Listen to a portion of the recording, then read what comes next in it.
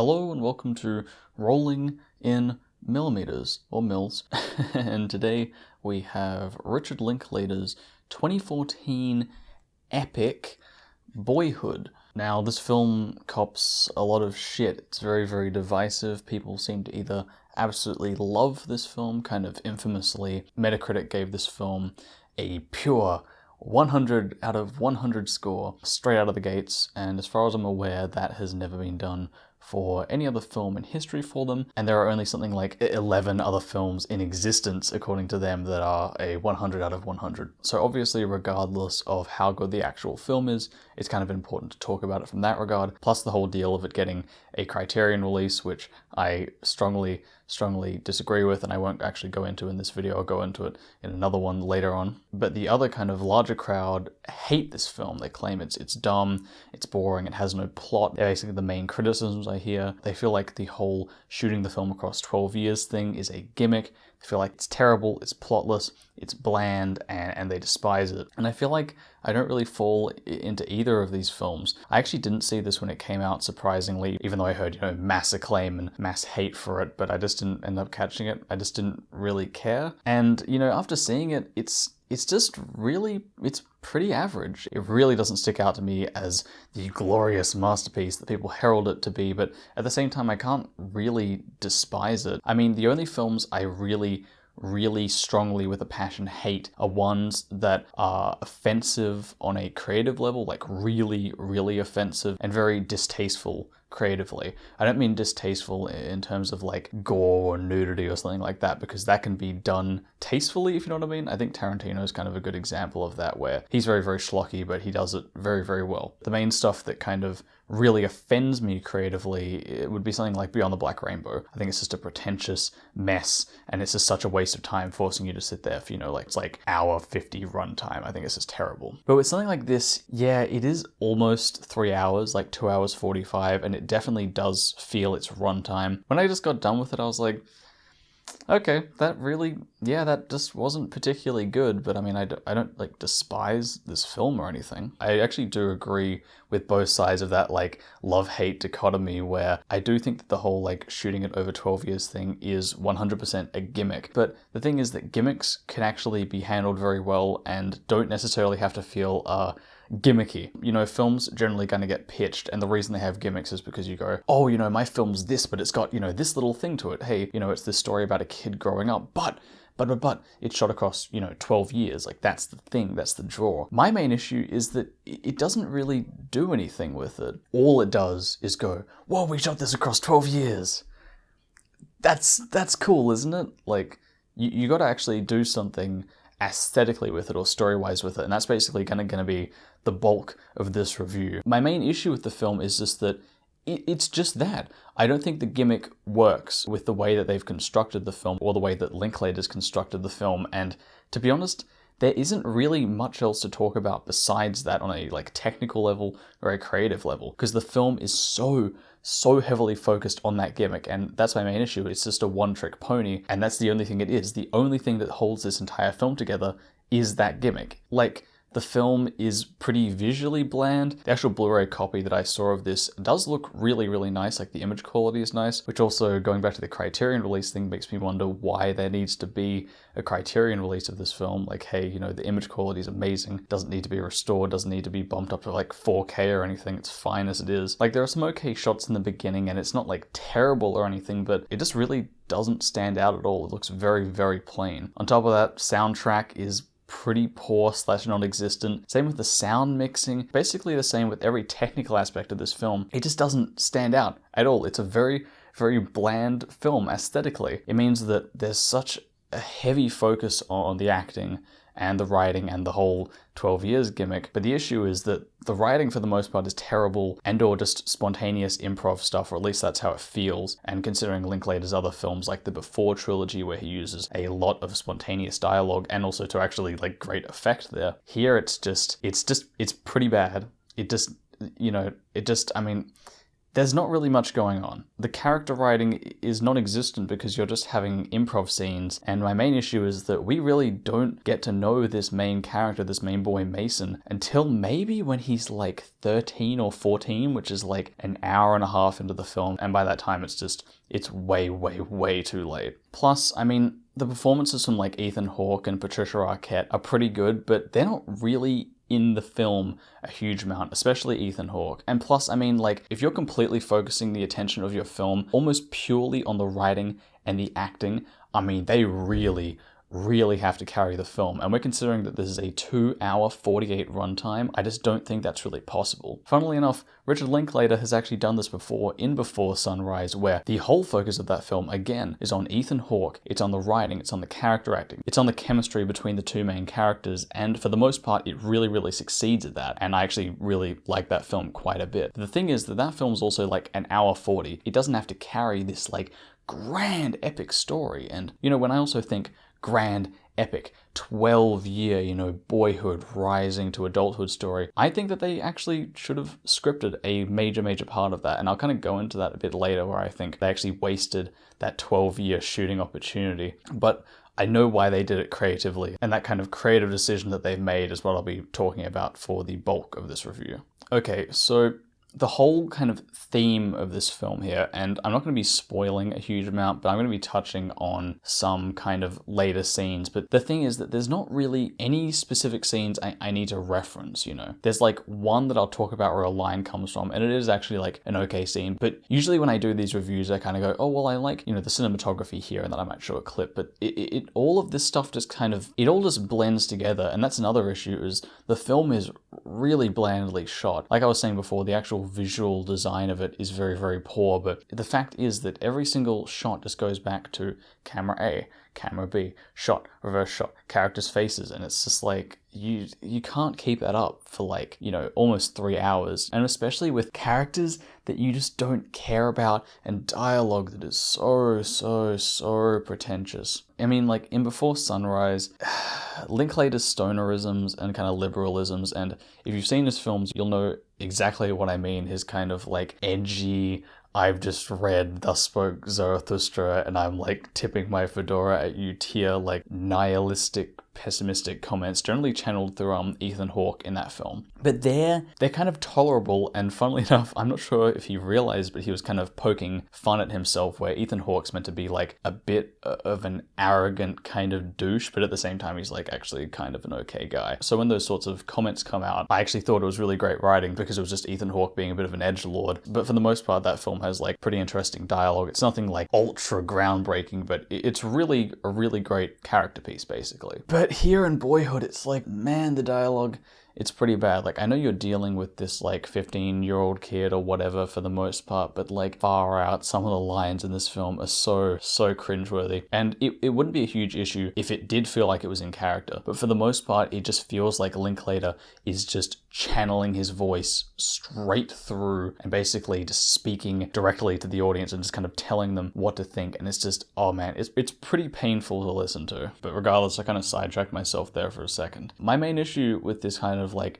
12-year gimmick and this whole theme that the film has of like, we are just showing life. We don't need to have a plot. In real life, people don't have these like very simple 90-minute arcs. It's just like, you're just growing up, man. And it's like, okay, like at the surface, that's a pretty dumb stoner idea of like, man, let's just like fucking shoot a film across like 12 years and it doesn't even have to have a plot, man. It's just about life. And funnily enough, Ethan Hawke even has a very similar idea in Before Sunrise, where he wants to have this show where every day someone around the world takes like a 24-hour video of their life and then that gets aired. And it's like, okay, that's an interesting art project. Probably isn't particularly interesting to watch, which is why Boyhood also isn't particularly interesting to watch. But I do admire that the film kind of came from this impetus of like, hey, we want to do like, we're just showing life and we'll show across like 12 years and we'll shoot across 12 years and we'll get the same actors back. And it's like, okay, that's a pretty cool concept. What are you going to do with that? And my main issue is that it doesn't do anything with that aesthetically, and you can't just kind of stop at that idea stage. Or more accurately, if you're going to do an idea like that,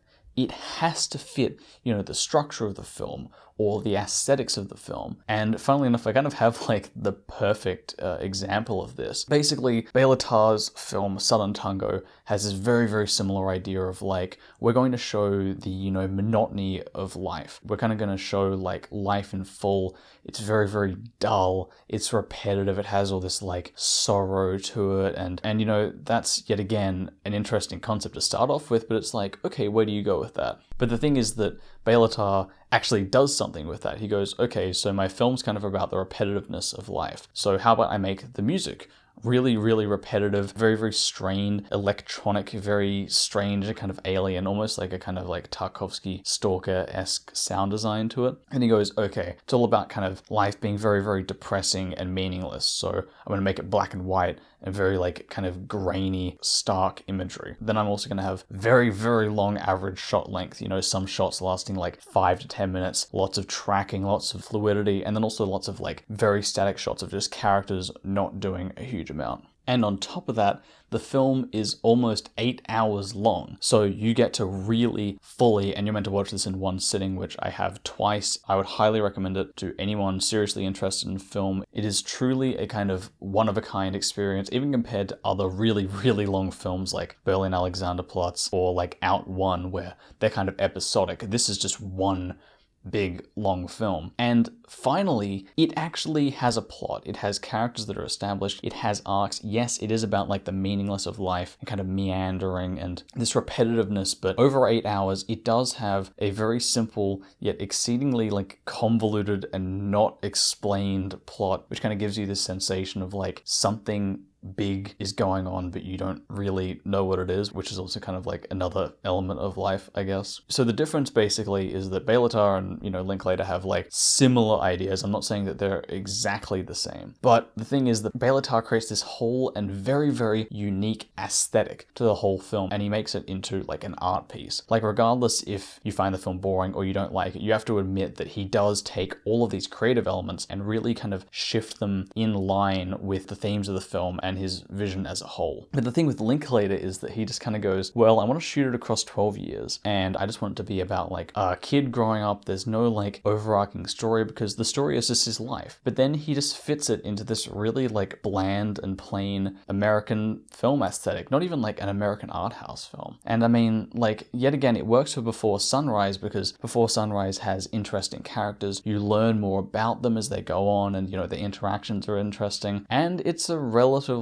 short film, you know. Plus, it actually has a narrative drive to it, albeit a very, very loose one, where they're like, hey, are we going to see each other again? How is this going to work? You know, what's happening with your life? What's happening with my life? What's happening with this? How's our relationship going to develop? Boyhood tries to have it both ways by having this pretty experimental, overarching idea of like, okay, we're not going to basically have a plot at all, because it's just going to be about this kid's life. We're just going to shoot this kid actually growing up. A lot of it's going to be impromptu. It's going to be very like naturalistic acting. We're going to have lots of references like to the time for like nostalgia in the future, and then, you know, we're all just gonna like cobble together and it'll just be like a pure depiction of life. And it's like, okay, like that's an interesting idea, so how do you turn that into a film? And the thing is that Boyhood basically stops there, because all it does is take that, like, honestly pretty experimental idea and then just put it into a really, really bland American film. Like I was saying, there's nothing particularly creative about any of the visuals, any of the structure, besides the structure literally just being this kid growing up before your eyes, which I will admit is a very, very cool effect, but it's not like it's something we can't just do with CGI. I know that's kind of a cop-out, but I mean, sometimes in filmmaking you have to go,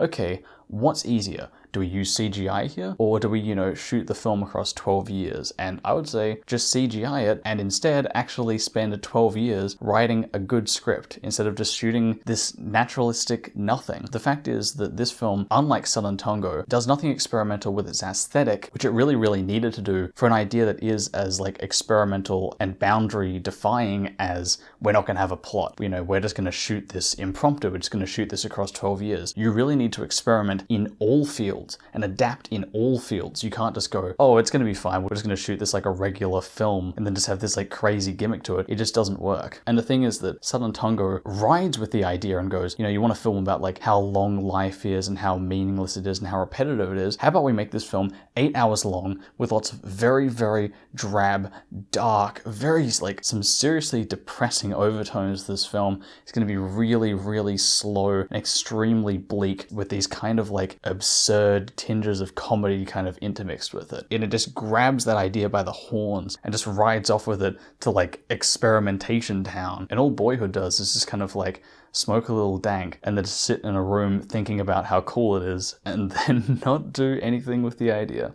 I think the idea of shooting across 12 years for a film with the same actors and seeing them grow and develop is a cool concept. I think you do some really, really interesting stuff with it. And I think Linklater himself has done interesting stuff with this, like with the Before trilogy, where you get to see Ethan Hawke's character grow over, 20 years. And it's interesting because he actually has a personality. Whereas Mason, the main character in this film, I don't know who he is. We're never really like formally introduced to him because it's just him living his life. And I kind of was like, okay, maybe, throughout the film we'll kind of learn more things about him on a personality basis. But the issue is that he has this syndrome, and I'm actually not sure what the term for this in writing is, but it's where the character isn't really a character, but they're just defined by what they do rather than who they are. So for example, you might have a character who is a soldier, but they don't really have a personality. All they are is just, I am a soldier.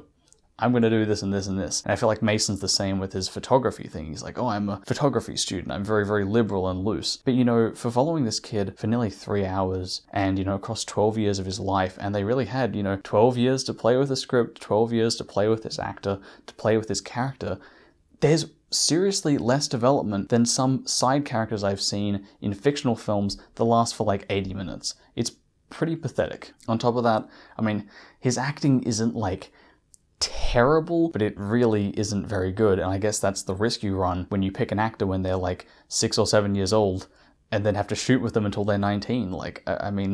How does that work? How do you pick a good actor at age 6 besides the Harry Potter films, I guess? But I think they kind of lucked out a little bit. Why couldn't we have had like a Goodfellas style rise and then, fall from power story across 12 years, where it was this really, really engaging, kind of visually complex script that was very, very tight. And the thing is that, over the 12 years, they only shot for like 45 days. Why couldn't we have just spent 45 days across 12 years with, Linklater's cast of actors, who of course he uses in Boyhood, like with Ethan Hawke, and then you made a really, really interesting film that functions on its own.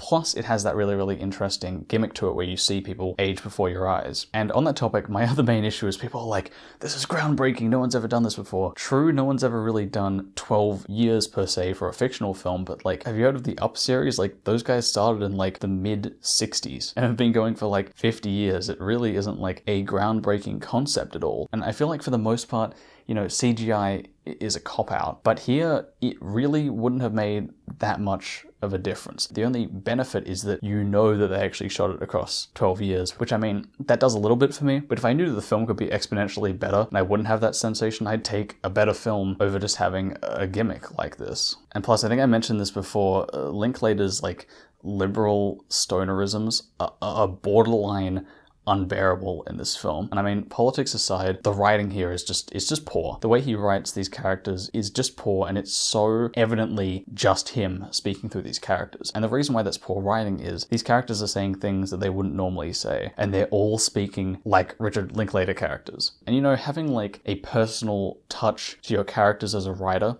is a benefit, but you shouldn't literally just be writing your own words, to speak through these people as your vessels or something. And there's one scene where it's like during the Obama election era, and Mason is like knocking on this guy's door asking if he can put like an Obama sign on his lawn, and this like fat old white dude comes out, and I think possibly even with a shotgun, and he stands in front of a Confederate flag in his backyard and says, hey, I wouldn't want to elect like Barack Hussein Osama, and if you don't get off my lawn, I'm going to shoot you. And I'm like, that's just like the most ridiculously simplistic depiction of a conservative that it's just like, yet again, politics aside, it's just poor writing. It isn't for a film that is so focused on naturalism and realism, not a particularly naturalistic or realistic depiction of someone like that. Plus, I absolutely despise the constant nostalgia bait references to things in the past, particularly technology. You know, it's like, whoa, Mason's playing on a Game Boy. Whoa, he's got a Wii. Whoa, it's like references to the 90s, man. And it's like, okay, like I grew up during that time. It doesn't fucking do anything for me. It's like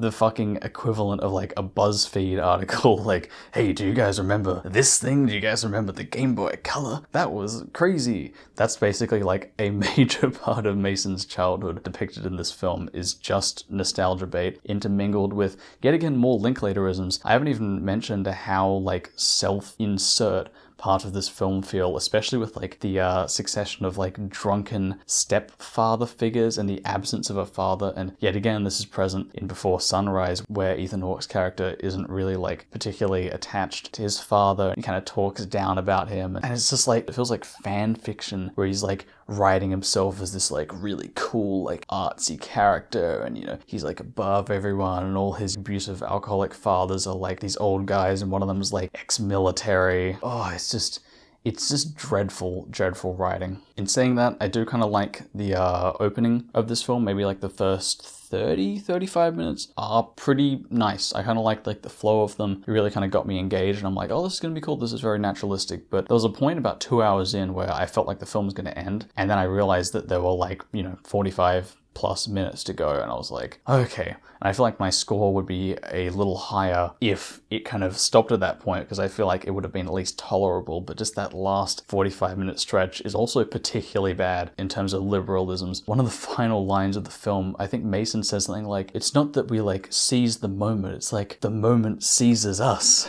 Like, fuck, man, like, can you write like worse dialogue? And to be fair, I think the character's like tripping on shrooms on like a weed brownie or something, but I mean, like, no, just don't ever say that again. I'm giving this a pretty begrudging 55. I mean, I've been very harsh on this in parts, but honestly, it just isn't really anything. I think the performances are pretty nice. There are some okay scenes, and the only one that really stands out is where, Patricia Arquette basically explains the themes of the film and is like, I got married to these two guys, I did this, I'm like 50. The next thing that's going to happen is, it's going to be me at my funeral. I thought there'd be more to life. And it's like, hey guys, this is what the film's about. Take the notes down. That's like, probably my favorite scene in the film. But for the most part, it's just like dumb, pretty boring drama scenes with characters you don't really know or care about. And that's basically it. It's a shame. So those are my thoughts on it. I think I've been like relatively fair with it. I don't think I was like particularly diatribic or acerbic towards this film, but yeah, you can check my other stuff down there. I mentioned that Bela Tarr video essay. If you didn't watch that then, watch that now. That's probably like my favorite thing that I've made so far YouTube wise. I'm pretty happy with that, and yeah, that's it. I'm pretty sad that this film kind of sucked, but au revoir.